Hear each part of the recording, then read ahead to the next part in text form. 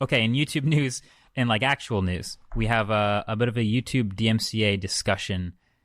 Walk us through this. I found this super interesting because YouTube, we all know, isn't run perfectly. We love it. It's still the best. There's lots of controversy around there. Sure, yeah. A big thing we see a lot is people abusing the copyright system or DMCA takedown system. And for those who don't know what that is, there's a system on YouTube where if there's a legitimate copyright issue, someone else has re-uploaded your video, someone else has stripped part of your video and without your permission put it in their video, you can use the system to take it down or to request that they take it down if it's not in fair use. And if that does happen to your channel, you get something called a strike, which is not good. If you get 3 of them, you lose your channel.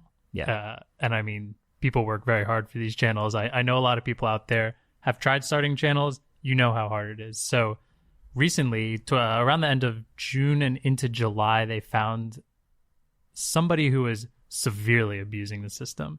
I think the way it came about was there were some Minecraft channels. Pretty much what happened was they were getting striked by this guy. I forget his name. I don't want to know his name. 2 of these channels, I believe one was around 11,000 subscribers and one was much bigger, I think between like 400,000 or 500,000 subscribers. So imagine growing a channel to 500,000 subscribers and then having someone use this system to potentially take your channel down, which is exactly what he did. He striked both of them twice. And then because of that, 3rd strike now loses your channel. He was DMing them on Twitter and saying, PayPal me X amount of money, which I also think is hilarious. He was asking for like $150. It's a little low. What are you doing? But either way, he was extorting them essentially and threatening to issue a 3rd strike. Channel would be taken down unless they paid up.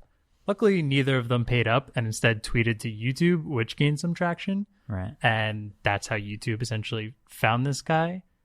After that, they found out he's not only doing it to these 2. He's focusing a lot on Minecraft channels for some reason. I think he himself had a Minecraft channel. Oh, wow. So this is kind of like a eliminate the competition / extort some extra money out of it. Yeah, definitely nothing's going to go wrong there. And because they reached out to YouTube, YouTube looked him up, found he had been issuing a bunch of these falsely, of course. And then not only that, but had 15 other accounts that he was doing the same thing with that they all so he went was back to him. Serial abuser of the system. This guy, instead of working on his Minecraft channel, he was definitely just focused on ruining other people's channels. But the reason they decided, or one of the reasons they decided to specifically target this guy is through information he found out in a copyright notice. So he issued a copyright strike on a channel, got personal information from that, and then swatted somebody through that. Oh, so he's just a horrible person. This is just a terrible, terrible person. Okay, so if you're wondering, I know there's almost no positive press ever about YouTube's copyright system, but there is a correct way to use it. Where I've had this happen in the past, where like, let's say I upload a video. This is going to be pretty close to a real world example. I upload a video on the colorware AirPods, right? So they're like these, they painted the AirPods and they look like custom colors, basically.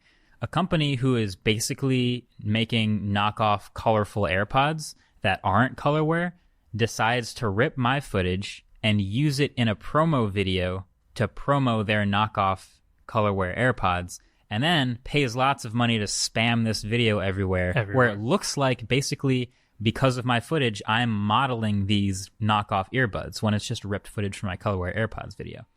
So what I will do, because it's basically them just ripping my footage, is this is not fair use. They're actually trying to profit from footage that they've not even asked me if they could use. I can use this copyright system to put in their video, put in my original video link, and basically swear under not even under oath. No, but there's a box you have to check when under penalty of perjury. You have to say that this is a correct usage of the copyright system. You put in the address, you put in everything, and you submit the timestamps to make sure it's all accurate, and click go, and it sends a notice, and it will take down the video that they are not allowed to use. That's also how they'll get an email with my information saying this is the person or the channel that decided to send a DMCA copyright strike. And that's all the information right there. So that's what that guy's getting. But that's a correct way to use the system. I almost never use it. People re-upload my videos all the time and I don't really care. whatever. But like that particular case was a pretty egregious spam use of it. So, but yeah, there's tons of negative press about using the system incorrectly, and like, you know, big record labels hearing like somebody hum 3 seconds of a bit of music and it gets manually claimed. Another bit of verbiage people often hear but might not know what it means.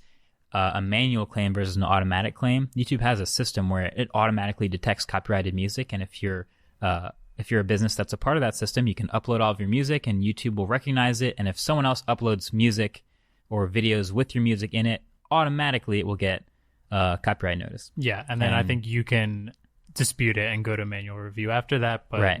But there's been this rash of manual claims of like people who work for these companies going in and finding YouTubers who've uploaded videos with like a split second of music in the background, or like literally they'll like hum part of a song or like say the lyrics without singing them. Like a car drives by and has the window open blasting music. And you'll see it and you'll get the timestamp and it's just like, really, this is why you claimed it? And then you have to go through the dispute process, and in that time the AdSense revenue is held. So this is this whole problem for creators who rely on that revenue, where the big companies really don't. Like, why are they even, I don't know. Anyway, so the abuse of the system is far and wide and all kinds of weird ways. I've always dreamed of YouTube totally revamping the system, but I'm almost wondering if this is going to potentially help start something like that. I did hear Phil DeFranco went over this, and he did mention towards the end that they were working on a new thing that if music's heard in the background for exactly reasons like that, someone hums something, you hear it in the background. I think it's up to like 5 seconds of a song would be allowed. I'm not totally sure on that.